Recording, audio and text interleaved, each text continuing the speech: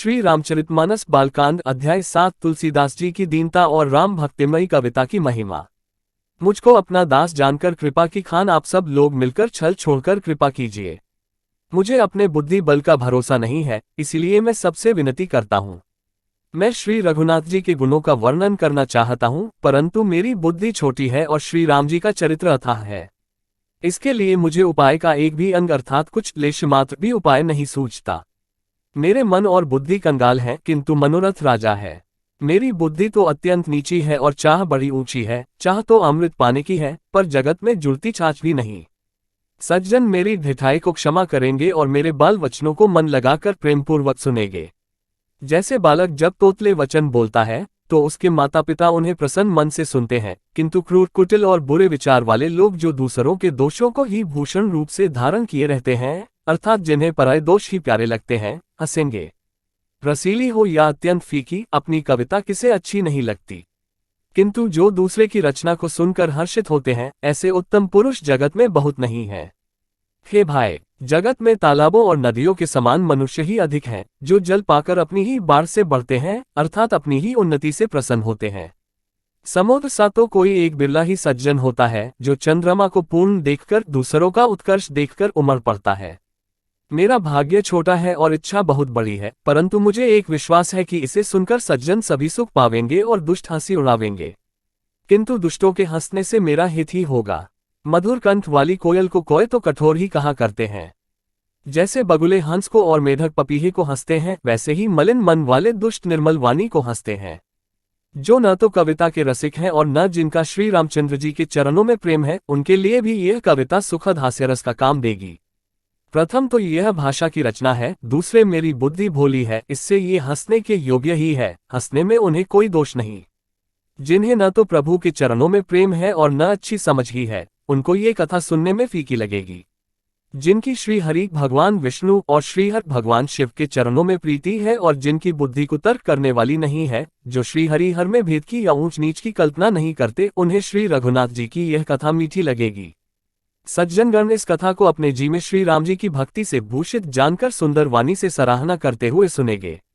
मैं न तो कवि हूँ, न वाक्य रचना में ही कुशल हूँ, मैं तो सब कलाओं तथा सब विद्याओं से रहित हूँ।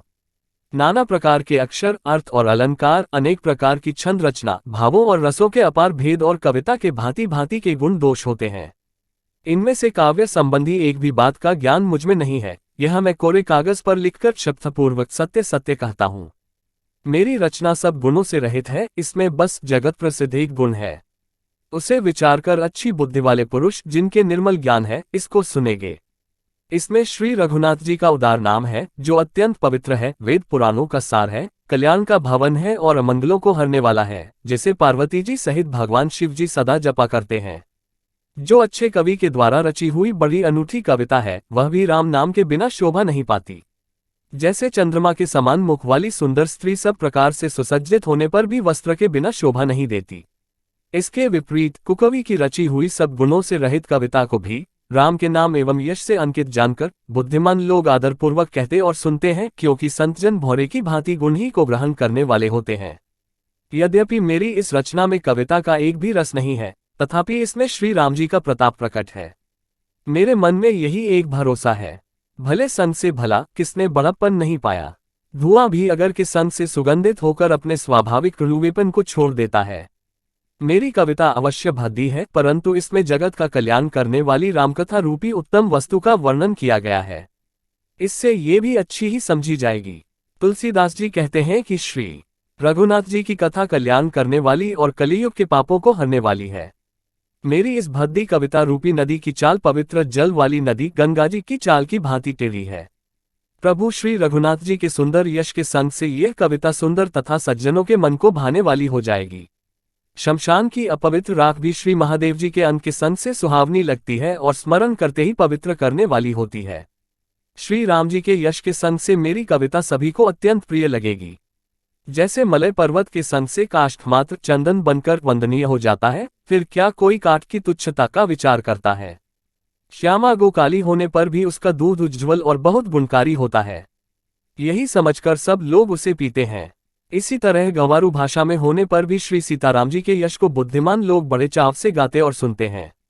मणि, माणिक और मोती की जैसी सुंदर छवि है, वह सांप, पर्वत और हाथी के मस्तक पर वैसी शोभा नहीं पाती। राजा के मुकुट और नवयुवती स्त्री के शरीर को पाकर ही ये सब अधिक शोभा को प्राप्त होते हैं।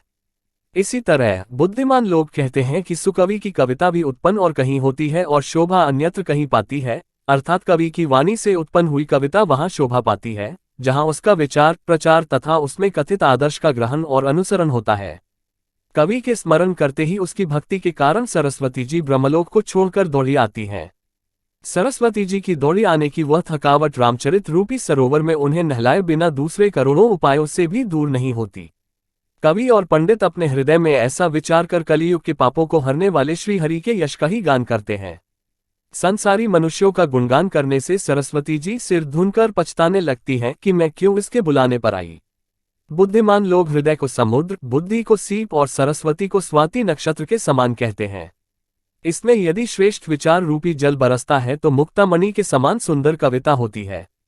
उन कविता रूपी मुक्तामणियों को युक्ति से बेधकर फिर रामचरित्र रूपी सुंदर तागे में पिरोकर सज्जन लोग अपने निर्मल हृदय में धारण करते हैं, जिससे अत्यंत अनुराग रूपी शोभा होती है। वे आत्यंतिक प्रेम को प्राप्त होते हैं।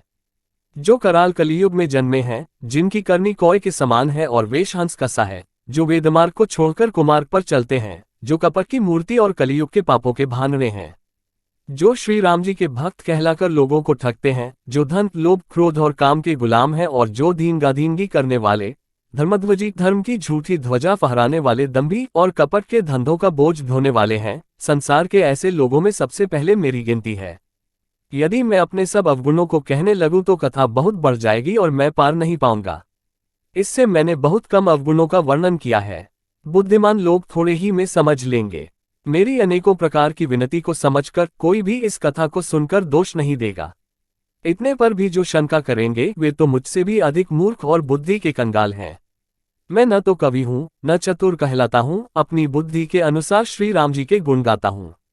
कहाँ तो श्री रघुनाथ जी के अपार चरित्र, कहाँ संसार में आसक्त मेरी बुद्धि। जिस हवा से सुमेरु जैसे पहाड़ उड़ जाते हैं, कहिए तो उसके सामने रुई किस गिनती में है। श्री राम जी की असीम प्रभुता को समझकर कथा रचने में मेरा मन बहुत हिचकता है।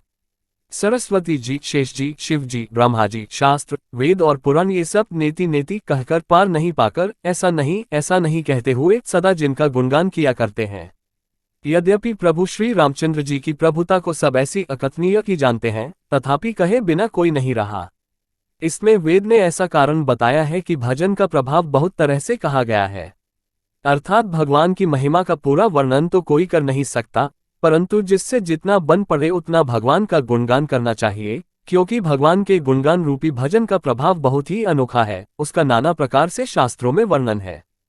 थोड़ा सा भी भगवान का भजन मनुष्य को सहज ही भवसागर से तार देता है।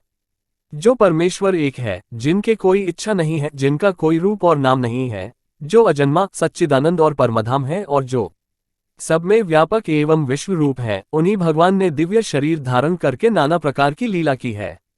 वह लीला केवल भक्तों के हित के लिए ही है, क्योंकि भगवान परम कृपालु हैं और शरणागत के बड़े प्रेमी हैं। जिनकी भक्तों पर बड़ी ममता और कृपा है, जिन्होंने एक बार जिस पर कृपा कर दी, उस पर फिर कभी क्रोध नहीं किया। वे प्रभु श्री रघुनाथ जी गई हुई वस्तु को फिर प्राप्त कराने वाले, गरीब नवाज, दीनबंधु, सरल स्वभाव, सर्वशक्तिमान और सबके स्वामी हैं। यही समझकर बुद्धिमान लोग उन श्री हरि का यश वर्णन करके अपनी वाणी को पवित्र और उत्तम फल, मोक्ष और दुर्लभ भगवत प्रेम देने वाली बनाते हैं। उसी बल से महिमा का यथार्थ वर्णन नहीं, परंतु महान फल देने वाला भजन समझकर भगवत कृपा के बल पर ही मैं श्री रामचंद्र जी के चरणों में सिर नवाकर श्री रघुनाथ जी के गुणों की कथा कहूंगा। इसी विचार से वाल्मीकि, व्यास आदि मुनियों ने पहले हरि की कीर्ति गाई है। भाई, उसी मार्ग पर चलना मेरे लिए सुगम होगा। जो अत्यंत बड़ी श्रेष्ठ नदियां हैं, यदि राजा उन पर पुल बांधा देता है तो अत्यंत छोटी चींटियां भी उन पर चढ़कर बिना ही परिश्रम के पार चली जाती हैं। इसी प्रकार मुनियों के वर्णन के सहारे मैं भी श्री रामचरित्र का वर्णन सहज ही कर सकूंगा। इस प्रकार मन को बल दिखलाकर मैं श्री रघुनाथ जी की सुहावनी कथा की रचना करूंगा।